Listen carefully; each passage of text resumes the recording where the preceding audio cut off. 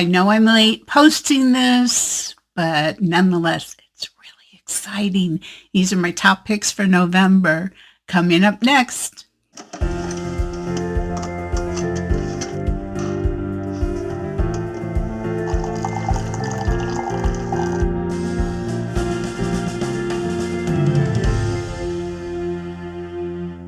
Keep reading. Hi, Terri Gillespie here, and welcome to my long overdue top picks for November. So, even though it's late, the books are wonderful, and I can't wait to tell you about these books. So let's get started. So our first book in top picks is my lead book for my November interview. And if you have not seen it, I highly recommend you watch it. It is very insightful. She had an incredible life, and I'm going to give you a little hint. Lions and tigers and bears. Oh my.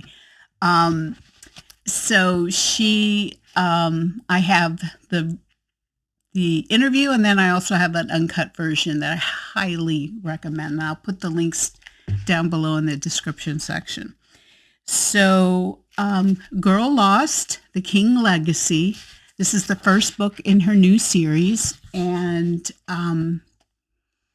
it's a great series. Now, the thing that I love about Kate, and you're going to discover that in the interview if you haven't already, is she has characters who are so flawed, who have such a past that you're going to learn so much about God's redeeming grace. So if you haven't heard of Kate, here's a little bit about her. Kate Angelo is a Publishers Weekly best-selling author of Hunting the Witness, the Selah Award winner of Deadly Holiday Hijack, and Amazon Top 100 bestseller of Driving Force. Kate works alongside her husband, championing stronger marriages and families. Her journey from foster care to best-selling author fuels her fast-paced romantic suspense, where flawed characters discover hope and healing through life's fiercest trials and relationships. When she's not putting together fictional people through the ringer, she's out creating real-life happily ever afters at conferences and events nationwide.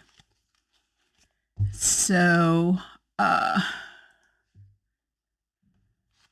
here's a little bit about the book. By the way, it is Christian romance suspense. And I think I said it was published by Revell. So here's a little summary. Officer Luna Rosati and Special Agent Corbin King are at odds over their failed teenage romance that led to a baby given up for adoption. Reuniting on a mission to find their now teenage daughter, they stumble upon a rogue biomedical research facility. So fascinating. Together, they must bring down the facility while facing threats that endanger more than their own lives. All right, here is the first paragraph. Luna Rosati could disappear into any crowd, any city, any life, except this one. This life. It had a way of pulling her back like a riptide dragging her under. Very cool. Okay. Next book is Patricia Bradley's On the Edge of Trust. Now, I have reviewed several of Patricia's books, and if you'll recall, I love them. I am a mystery suspense, romantic suspense junkie.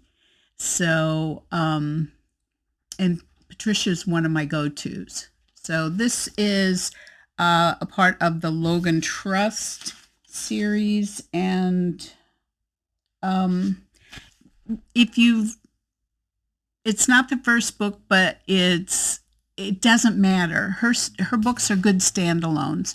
The more you read, the more you'll get to know other characters, and they'll show up in the other books. So I love this new trend of authors doing that. They've been doing that for the last few years. If you're not familiar with Patricia, here's a little bit about her. Patricia Bradley is the author of multiple romantic suspense novels, including the popular Pearl River and Logan Point series. She is the winner of an Inspirational Reader's Choice Award, a Selah Award, and a Daphne du Maurier Award.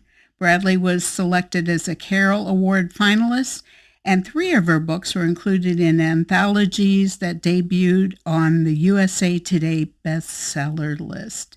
She makes her home in Mississippi. So, as I said, this is Christian romance, Christian suspense.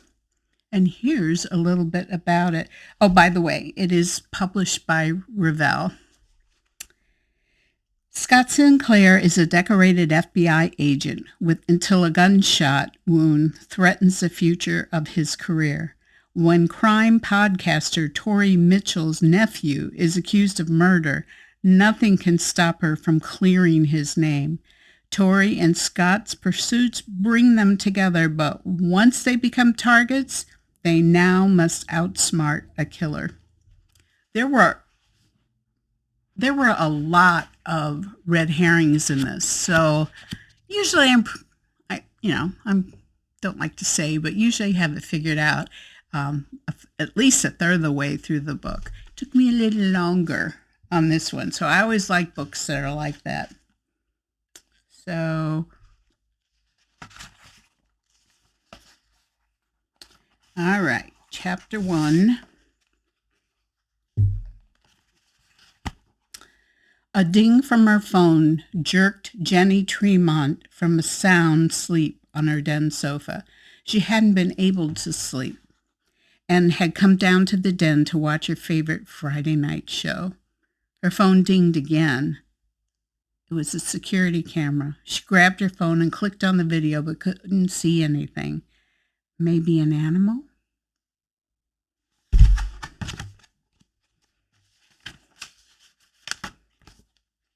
All right. Oh, I've been waiting for Stephanie's next book. I actually interviewed Stephanie year before last, maybe. Can't remember. But she has interesting bits of history that she weaves into stories. And this one was fascinating. It's called The Fault Between Us, Stephanie Landsem. So what she weaves into this particular book is about the 1959 Hebgen Lake earthquake in Yellowstone. I had no idea this happened. So it's really fascinating. Plus, she really does family dynamics really well. So, and this is about 3 sisters. So I could really identify with that because I'm the eldest of 3 sisters. Okay, so if you haven't heard of Stephanie, here is a little bit about her. Oh, and this is published by Tyndale, and it came out just last month, just in November. Okay, Stephanie Landsem is an award-winning author of 6 works of historical fiction. Her latest release, Code Name Edelweiss, won a Carol Award and was praised by Publishers Weekly, who called it a riveting spy story and nuanced book at the way religion can either justify prejudice or fuel moral action that will keep readers hooked to the last page. That was my first book that I read of Stephanie's, was Code Name Edelweiss. I had no idea I had no idea Nazis were trying to take over America from the inside. Okay. Stephanie makes her home in Minnesota with her husband, 2 cats, and a dog, and frequent visits from her 4 adult children. Along with reading, writing, and research, she dreams about her next travel adventure, whether it be in person or on the page. So here's a little bit about the book. 1959,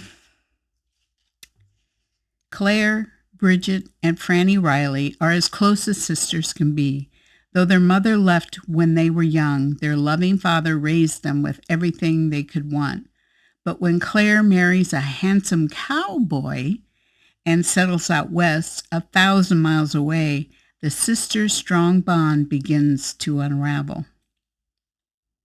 Based on real events in the 1959 Hebgen Lake earthquake and inspired by true stories, The Fault Between Us is a suspenseful exploration of the bonds of sisterhood, the depths of family drama, and how hidden wounds can only heal when they're brought to light. And how real is that they're brought to light when there's trauma, when there are extenuating circumstances where you kind of are thrown together and you have to work through it, and then, can that be the basis of healing and restoration, or can it make it worse? So really very well done. So it's got a great, if you're not familiar with this area of Yellowstone, it's got some great maps in here.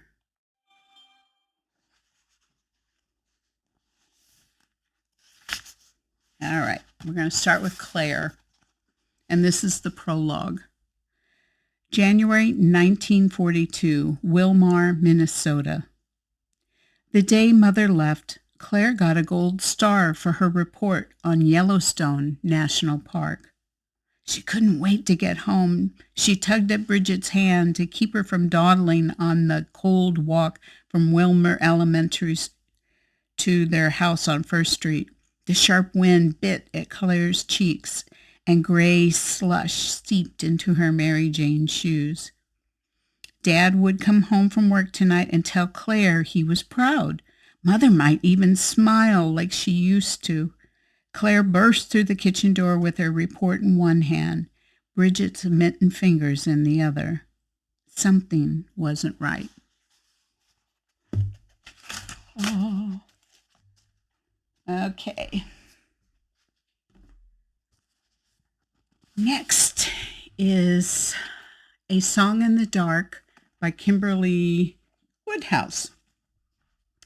Now, Kimberley typically does a different time period, kind of Western, pioneerish, but this one is a World War II novel.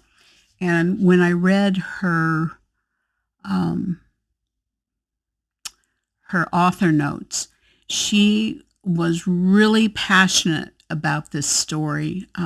She's really passionate about the fact that there were Christians that did nothing. They could have done so much during World War II to help the Jewish people, the people with disabilities. It was just very encouraging to hear her thoughts on that. Her story is very unique.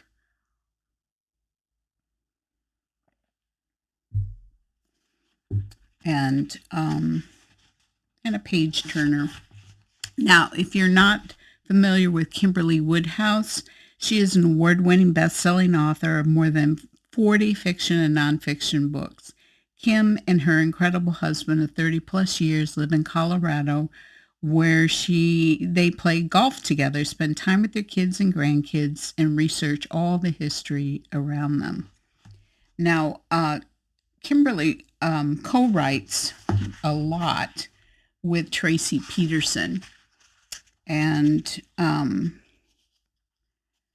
she's got quite a few books that the two of them have written together, and they're really good. They're a good team.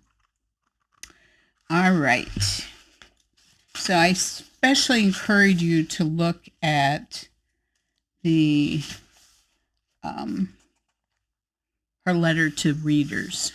It's very touching and very, like I said, very encouraging. Okay, so here's a prologue.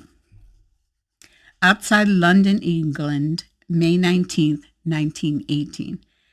The melody inside Chaisley fought with the excited butterflies in her stomach. Which would be released first? Light shimmered on the shiny black and white keys, her birthday present. The golden letters spelled out Steinway.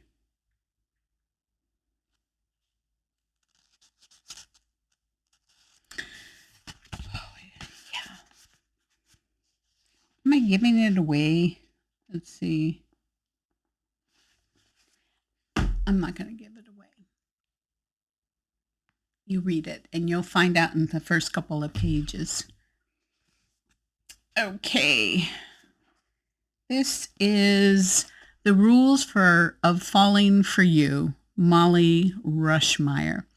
And this is published by Bethany House, and this is a contemporary Christian romance.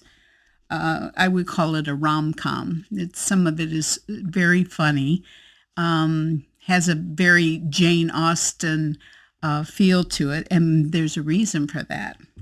So Mollie, this is my first book by Mollie, and let's see. She writes whimsical romance with heart and humor. She has a deep and abiding love for all things British, bookish, and filled with history and mystery. A modern girl herself, she wouldn't want to go a day without modern plumbing and central air. Sister.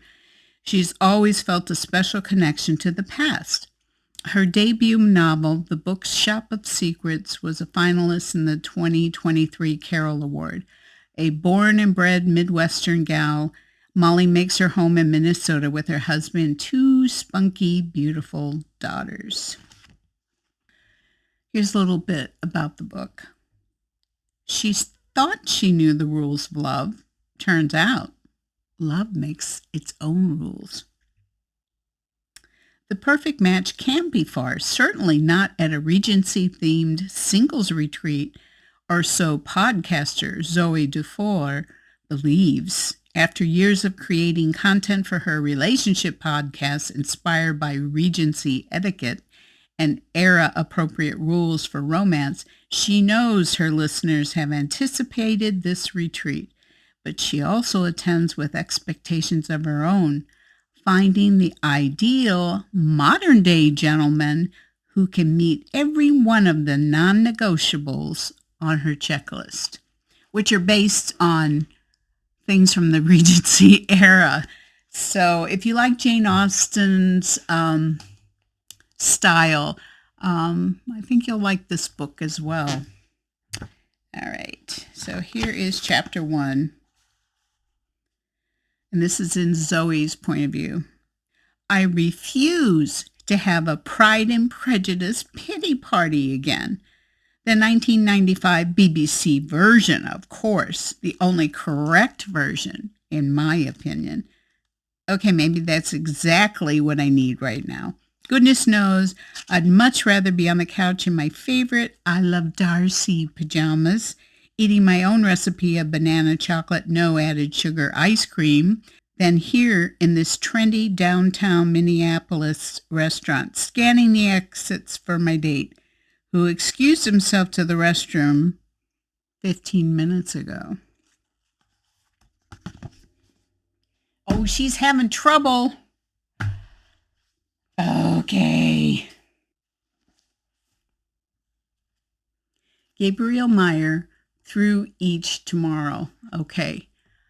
I don't know if you're familiar with the Timeless series, and this is book 6, but it doesn't matter. You can still have a good standalone. So, but if you're not familiar with it, the Timeless series is so innovative and so cool, And she can weave in all this historical information as well as this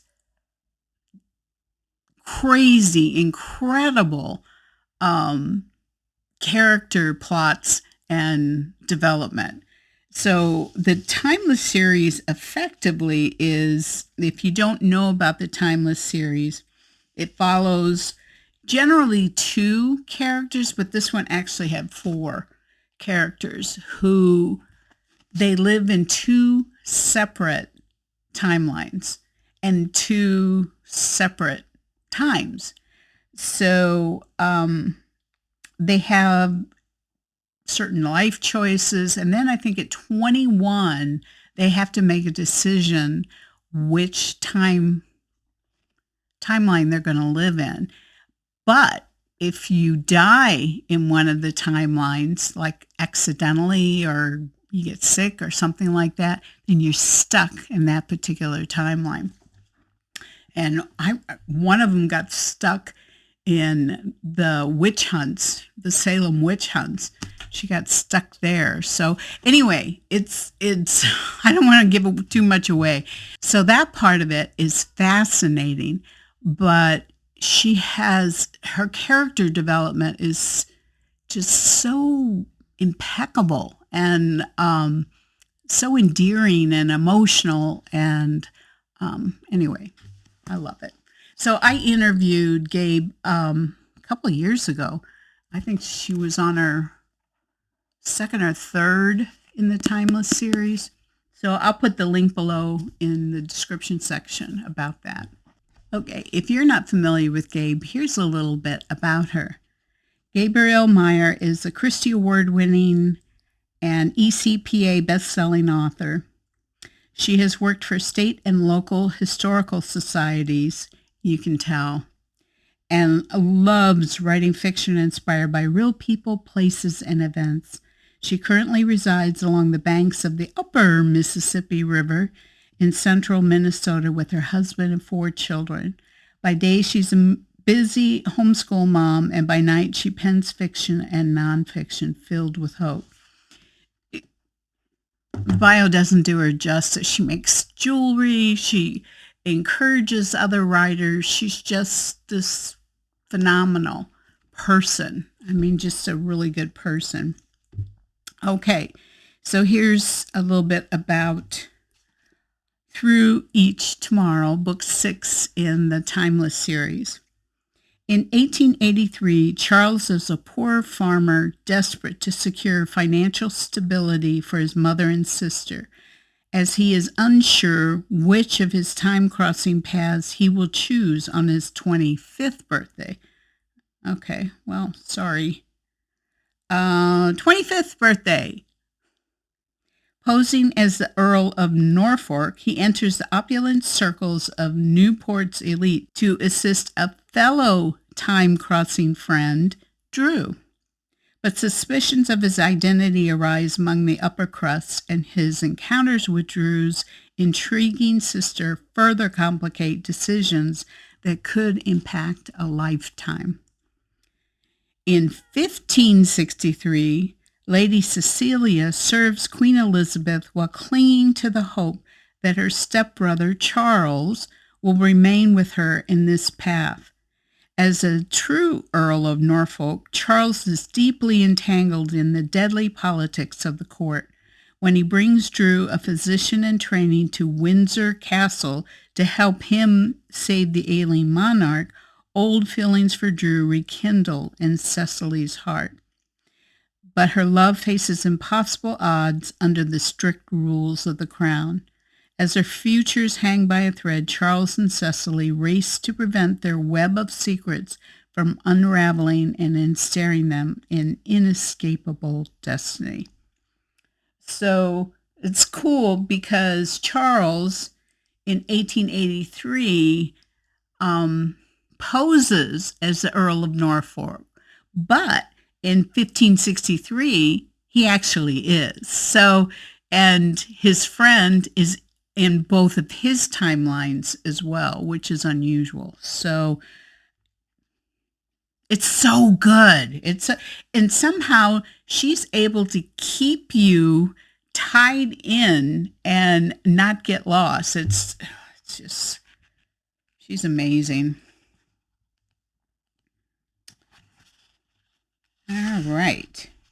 She also has a timeless family tree, which the time crossing gene is passed down through certain of the descendants. Not all of them, but some of them. Charles, June 1, 1883, Fredericksburg, Virginia. Hardship seemed my constant companion. The only difference was that in 1563, I had money and a title to overcome the difficulties life threw at me. But here in 1883, nothing had been easy since the war. Something needed to change soon because I was running out of time. Okay, that's it. So my tardy top picks still was really good, right? Right? Let me know what you think and what books you're interested in. And stay tuned. I hope to have the December one published in the next day or so. So I will see you then. In the meantime, God bless and keep reading.